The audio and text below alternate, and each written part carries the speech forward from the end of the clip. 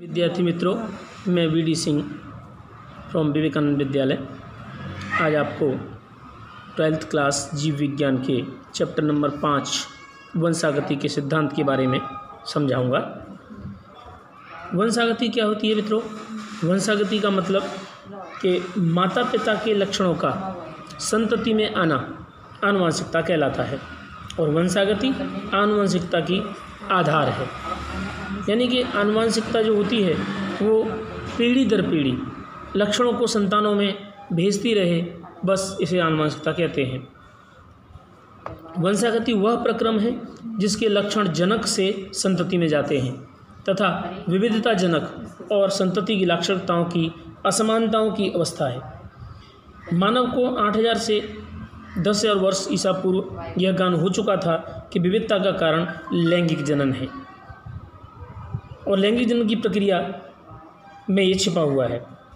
Mendel को आनुवंशिकता का पिता कहा जाता है क्योंकि सर्वप्रथम मेंडल ने ही मटर के पौधे पर प्रयोग कर ये पता लगाया कि माता पिता के लक्षण संतान में कैसे पहुंचते हैं। इसके अलावा भी कई सारे वैज्ञानिकों ने ये सब कार्य किए लेकिन वे सफल नहीं हुए।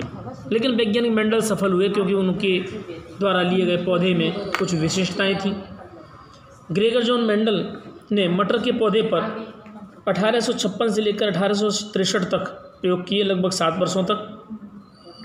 मेंडल ने मटर के पौधे के उन लक्षणों पर विचार किया जो समवर्त विपरीत थे, यानी कि विपरीत लक्षण रखने वाले, जैसे कि लंबे पौधे, बौने पौधे, पीले रंग का बीज, हरे रंग का बीज, पीले रंग की फली, हरे रंग की फली, यानी कि इस तरह विरोधाभासी लक्षणों के बीच उन्होंने प्रयोग कराए और उससे उनको जो रिजल्ट प्राप्त हुए उसके आधार पर उन्होंने ये सिद्धांत बनाया कि माता पिता के लक्षण ज्यों के तो संतति में नहीं पहुंचते, उनमें कुछ परिवर्तन हो जाते हैं।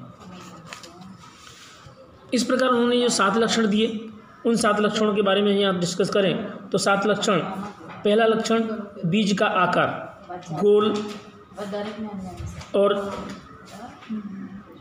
झुर्रीदार, बीज का रंग पीला और हरा, इसमें ये प्रभावी लक्षण हैं और ये अप्रभावी। अभी बताएंगे प्रभावी कैसे कहते हैं। प्रभावी जो F1 जनरेशन में संतति के लक्षण उभर के आए, जैसे लंबे पौधे और नाटे पौधे में से अगर F1 जनरेशन में लंबे पौधे उभर के आए तो लंबा पौधा प्रभावी हो गया, अगर छोटे आते तो छोटा प्रभावी हो जाता। लेकिन यहाँ पर प्रभावी लक्षण इस तरह के हैं। बीज का रंग पीला और हरा, फूल का रंग पर्पल या लाल और सफ़ेद, फली का आकार फूली हुई और पिचकी हुई मड़का में, फली का रंग पीला हरा, ये हरा होगा, हरे को हम इस तरह से नोट कर सकते हैं और ये पीला। पुष्प की फली का रंग और पुष्प की स्थिति, पुष्प की स्थिति जब कक्ष में से निकले तो ये कक्षीय और अगर शीर्ष पे लगा हो तो ये शीर्षस्थ या अग्रस्त, और तने की ऊंचाई लंबा और नाटा। लंबा पौधा इस तरह बनाएंगे, नाटा पौधा इस तरह बनाएंगे। 2 अलग अलग प्रकार के पौधों के बीच में लक्षणों की युक्त निषेचन कराएंगे तो प्राप्त होने वाली संतति किस प्रकार की होगी ये उसकी वंशागति में पता चलेगा।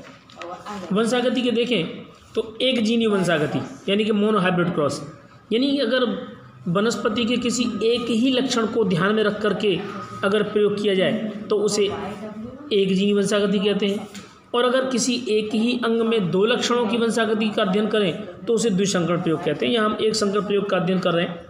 तो मेंडल ने वंशागत के अध्ययन के लिए एक प्रयोग में मात्र एक लक्षण लंबे और बौने पौधे का संकरण लिया। सबसे पहले प्रयोग में मेंडल ने 2 पीढ़ी का अध्ययन किया, F1 और F2। प्रथम पीढ़ी संतति F1 कहा गया, द्वितीय पीढ़ी संतति को F2 कहा गया।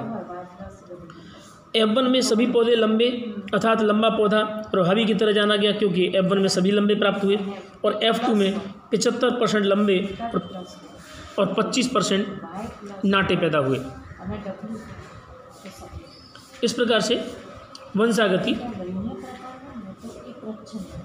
प्राप्त हुई। यहाँ F1 और F2 पौधों को, इनके जनकों को लिया गया।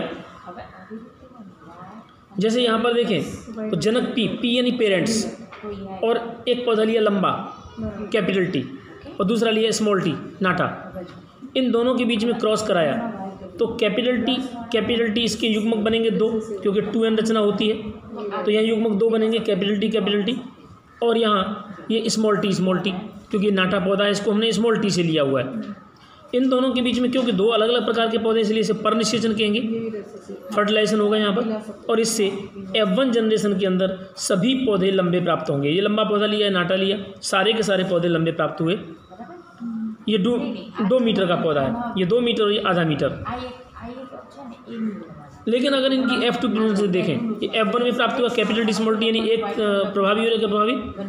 और यहाँ पर हम दोनों कैपिटल टी स्मॉल टी दोनों 2 मीटर के बीच में क्रॉस कराएं तो स्वयं निषेचन होगा, क्योंकि दोनों पौधे एक तरह के हैं। तो यहाँ पर 3:1 का अनुपात आएगा, 3 लंबे और 1 छोटे, यानी 75% लंबे और 25% नाटे होंगे। इस तरह से अगर इनको हम पनेट स्क्वायर की तरह देखें तो यहाँ एक पेरेंट्स नर और एक पेरेंट्स मादा ले लें, तो कैपिटल टी इधर लिया हमने, स्मॉल टी इधर लिया, तो सारे पौधे क्रॉस कराएं कैपिटल टी से small T, capital small C, capital से स्मॉल, कैपिटल से स्मॉल, तो यहाँ सारे पौधे कैपिटल टी स्मॉल टी सभी विषमयुग्मी लंबे प्राप्त होंगे। विषमयुग्मी क्यों? क्योंकि कैपिटल टी समयुग्मी होता है और स्मॉल टी समयुग्मी होता है, लेकिन कैपिटल टी स्मॉल टी विषमयुग्मी होता है। इसी प्रकार से पनेट स्क्वायर द्वारा हम यह कैपिटल टी स्मॉल टी लेकर प्रयोग करें तो यहाँ कैपिटल टी और स्मॉल टी दोनों तरफ लेंगे, और यहाँ कैपिटल टी ये प्राप्त हुआ, इन दोनों का क्रॉस किया, कैपिटल टी स्मॉल टी, इन दोनों कैपिटल टी स्मॉल टी, और यहाँ स्मॉल टी। इस तरह से इसका अनुपात 3 लंबे पौधे और 1 नाटा पौधा प्राप्त हुआ। परंतु अगर इनका जीनोटाइप देखें तो यहाँ capital T 1, capital T small T 2 और स्मॉल टी 1, यानी कि संपूर्ण रूप से नाटा 1 और संपूर्ण रूप से लंबा 1, लेकिन 2 विषम युग्म की लंबे पैदा हुए। इस प्रकार से ये F1 जनरेशन और F2 जनरेशन में, ये F2 जनरेशन है जिसमें देखा स्वरूप बाहर से देखने पर 3 लंबे और 1 नाटा हुआ, परंतु इनकी जीन संरचना देखने पर पता चला कि 1:2:1 प्राप्त होता है। इसको हम लंबे पौधे के आधार पर यहाँ प्रयोग करके देखें, दोबारा से समझाएं तो पनेट स्क्वायर में जनक जो होते हैं प्रभावी युग्मक इधर 2 कैपिटल या अप्रभावी, इन दोनों को क्रॉस कराया तो यहाँ सारे के सारे सभी कैपिटल टी स्मॉल टी विषमयुग्मी स्मॉल टी बोने पौधे के लक्षण दिखाई नहीं देते। यहाँ पर स्मॉल टी नहीं दिखाई देगा बिल्कुल भी। क्यों? क्योंकि प्रभावी लक्षण कैपिटल टी ने इन लक्षणों को दबा दिया है।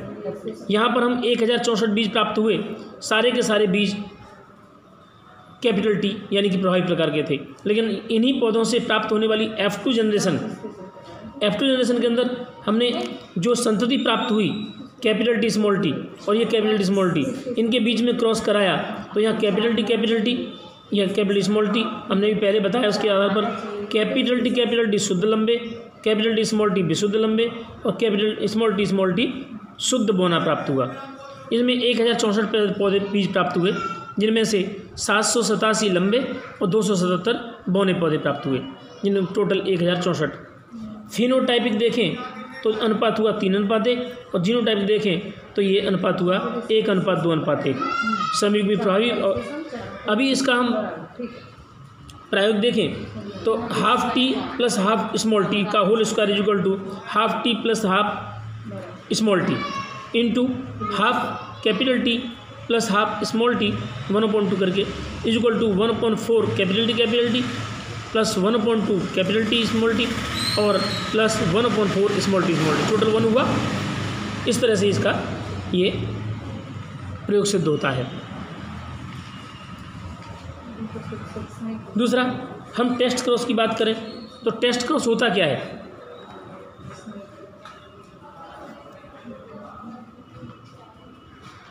यह जानना कि प्रयोग में लिया गया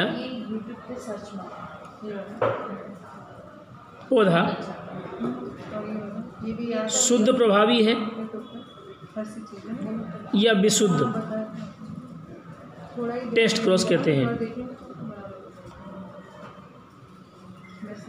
यानी कि हमने अभी कैपिटल जो पौधा बीज लिया, पहले शुरुआत में पहली बार बीज लिया तो कैपिटल टी जैसा था यानी शुद्ध प्रभावी, या कैपिटल टी स्मॉल टी जैसा था। ये बात को जानने के लिए हमें टेस्ट क्रॉस कराना पड़ता है, जिसके लिए अगर हम यहाँ बीच में यहाँ क्वेश्चन मार्क करें कि ये पौधा कैसा होना चाहिए, यहाँ पर ये शुद्ध प्रभावी है और यहाँ विशुद्ध प्रभावी,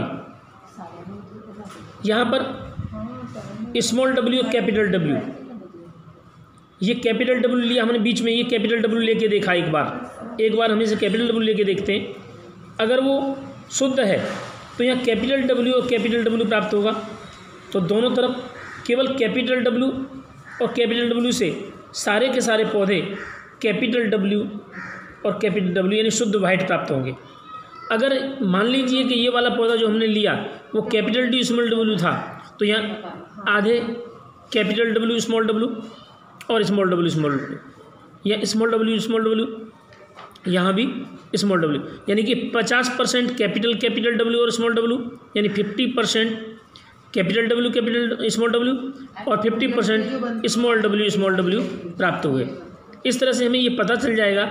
अगर इस तरह की संरचना 50% प्राप्त हो तो समझ लो कि दूसरा वाला पौधा जो लिया वो विषमयुग्मी प्रकार का है और पहला वाला पौधा जो लिया वो कैपिटल प्रकार का है। सारे पौधे प्रभावी प्राप्त हों तो शुद्ध है और सारे पौधे शुद्ध नहीं है, प्रभावी नहीं है, तो वो पौधा विशुद्ध है। इस प्रकार से हम टेस्ट क्रॉस द्वारा ये पता कर सकते हैं कि संतति जो हमने F1 में ली है वो शुद्ध है या विशुद्ध।